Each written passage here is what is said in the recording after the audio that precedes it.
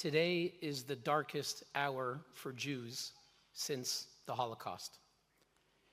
In Europe, where I live, Jews are afraid to show their names if they're taking a taxi and they're going to a synagogue or a Jewish center. They give a different address so the driver won't know that they're going to a Jewish institution.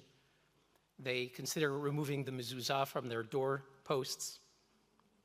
Terrorist attacks have been attempted against synagogues and other institutions in France, Germany, and other countries in Europe. And in the country where I grew up in Canada, considered by many to be perhaps the most peaceful country in the world, including for Jews, the synagogue where I grew up in Montreal was shot at. The Jewish school where my brothers attended, a few blocks from my home, was shot at in the middle of the night. I'm talking about just in the past several months. A week later, the shooters came back and shot again at the same Jewish school.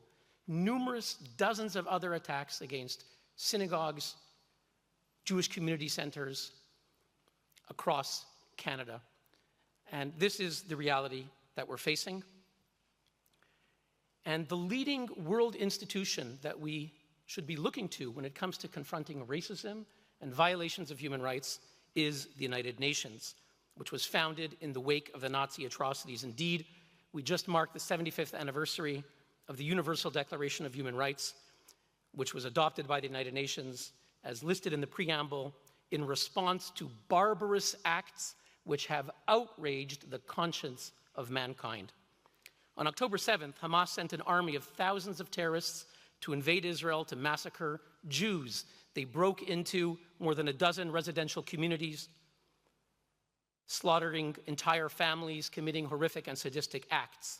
They slaughtered hundreds of young people at a music festival. In total, Hamas on that day murdered well over 1,000 Jews.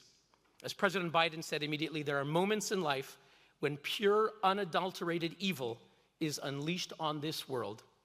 The people of Israel lived through one such moment this weekend. He said, this was an act of sheer evil.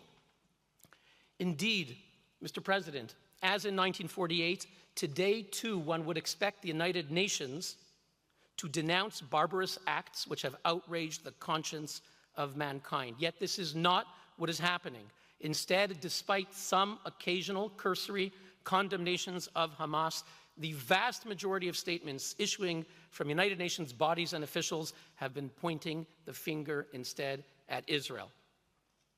Often this is done by misrepresenting basic facts, such as by falsely accusing Israel of attacking a hospital